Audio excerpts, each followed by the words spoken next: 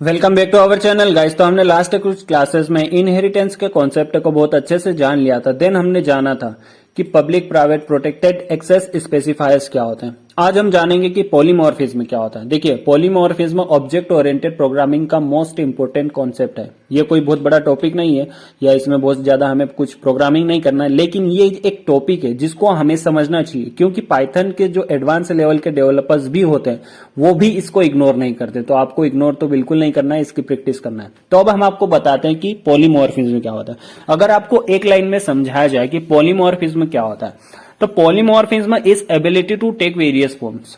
अब आप बोलोगे सर ये क्या बोलते हैं, हमको बिल्कुल समझ में नहीं आया। तो मैं आपको यहां पर समझाता हूं। देखिए, मान लीजिए आपके पास एक क्लास इंप्लॉई है, ठीक है, जो अभी आप स्क्रीन पर देख रहे हो। इस क्लास की एक चाइल्ड क्लास है। अब उस चाइल्ड क्लास में इस क्लास के आप सारे वेरिएबल्स, मेथड्स, एट्रीब्यूट्स, फंक्शन सबका यूज कर सकते हो। लेकिन आप चाहते हो कि सर हम इस क्लास के एक फंक्शन जो यहां पर अभी स्क्रीन पर आप देख रहे हो ना, मान लीजिए एक फंक्शन उठा लेते हैं प्रिंट डिटेल नाम से फंक्शन। ये फंक्शन का आप यूज चाइल्ड क्लास में नहीं करना चाहते। तो आप क्या चाहते हो कि सर हम वहां पर एक ऐसा फंक्शन डिफाइन करें सेम नेम से, प्रिंट डिटेल्स नाम से, जो उसके रिक्वायरमेंट के हिसाब से, मतलब चाइल्ड क्लास की रिक्वायरमेंट के हिसाब से वर्क करे, ना कि क्लास इंप्लॉय की रिक्वायरमेंट के हिसाब से काम करे। तो आप वहां पर सेम नेम का फंक्शन बना सकते हो, बिल्कुल। ये अभी तक हम जान चुके थे और बनाया भी था बहुत बार।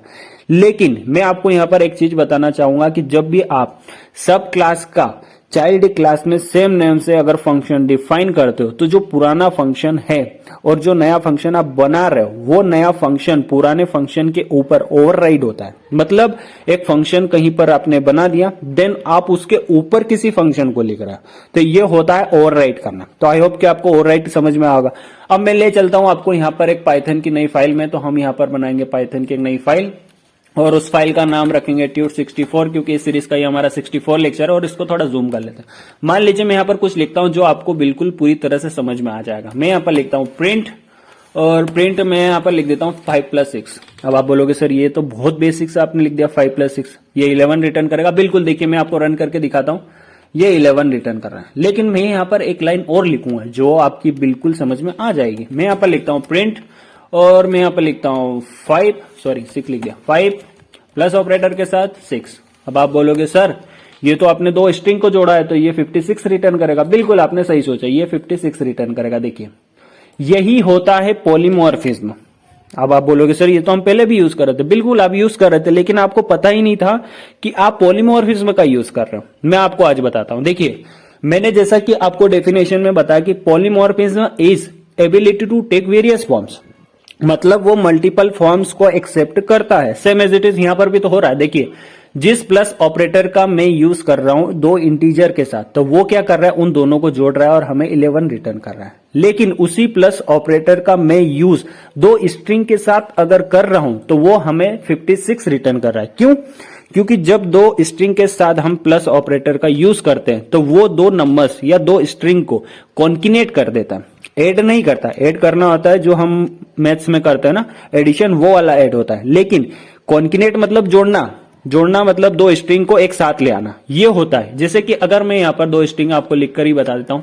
मैं यहां पर लिखता हूं प्रिंट, और यहां पर लिख देता हूं अजय, और यहां पर लिख देता हूं प्लस ऑपरेटर के साथ अगेन स्ट्रिंग, और यहां पर लिख देता हूं पाटीदार। ठीक है, ये मेरा सरनेम है। अब अगर इस प्रोग्राम को मैं रन करूं तो देखिए ये क्या रिटर्न कर रहा है, अजय पाटीदार। मतलब इसने दो स्ट्रिंग को कॉन्किनेट किया, सेम एज इट इज जो हमने यहां पर 5 और 6 दिया था दो इंटीजर में, इसने भी इसको कॉन्किनेट किया। तो आई होप कि आपको कॉन्किनेट समझ में आया होगा और आपको समझ में आया होगा कि पॉलीमॉर्फिज्म क्या होता है। देखिए, पॉलीमॉर्फिज्म बहुत बड़ा कोई कॉन्सेप्ट नहीं है। ये एक ऑब्जेक्ट ओरिएंटेड प्रोग्रामिंग का एक पार्ट है जिसको आपको यूज करना चाहिए। आप यूज कर ही रहे हो स्टार्टिंग से, लेकिन आपको पता नहीं था कि आप पॉलीमॉर्फिज्म का यूज कर रहे हो। तो आज से आपको पता चल गया होगा कि आप जहां जहां एक किसी चीज का मल्टीपल फॉर्म्स में अगर यूज कर सकते हो, तो वो होता है पॉलीमॉर्फिज्म। तो आई होप कि आपको अच्छे से समझ में आएगा। अब मैं आपको यहां पर बताना चाहूंगा कि अभी तक हमने ऑब्जेक्ट ओरिएंटेड प्रोग्रामिंग में क्या क्या कवर कर चुके हैं। तो हम यहां पर कवर कर चुके हैं। मैं यहां पर लिख देता हूं ऑब्जेक्ट ओरिएंटेड प्रोग्रामिंग में हमने क्या क्या कवर किया। देखिए, पहले हमने जाना था कि एब्स्ट्रैक्शन क्या होता है, तो मैं यहां पर लिख देता हूं एब्स्ट्रैक्शन क्या होता है, ये हमने जाना था। देन हमने जाना था कि इनकैप्सुलेशन क्या होता है, तो मैं यहां पर लिख देता हूं इनकैप्सुलेशन।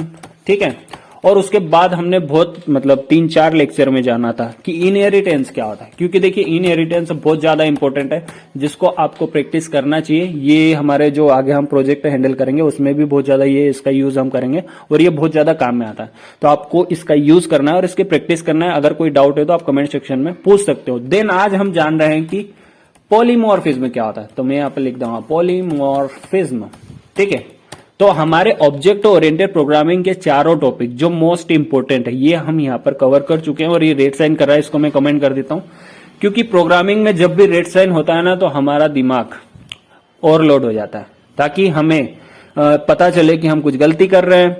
और ये हमारी आईडीज की खासियत होती है जो हमें रेड साइन करती है। और अगर आपने अभी तक इस प्लेलिस्ट को गाइस एक्सेस नहीं किया है तो इस काइंडली इस प्लेलिस्ट को एक्सेस कर लीजिए, ताकि आप ऑब्जेक्ट ओरिएंटेड प्रोग्रामिंग के अलावा भी पाइथन को पूरी तरह से सीख जाएं और स्टेप बाय स्टेप सीखे कि पाइथन प्रोग्रामिंग कितनी इजी है और कितनी इजी से हम इजीली उसको सीख सकते हैं। देखिए एक इजी पार्ट होता है और एक इजीली होता है, तो हम यहाँ पर आपको इजीली सिखा रहे हैं एक एक लाइन एक्सप्लेन करके।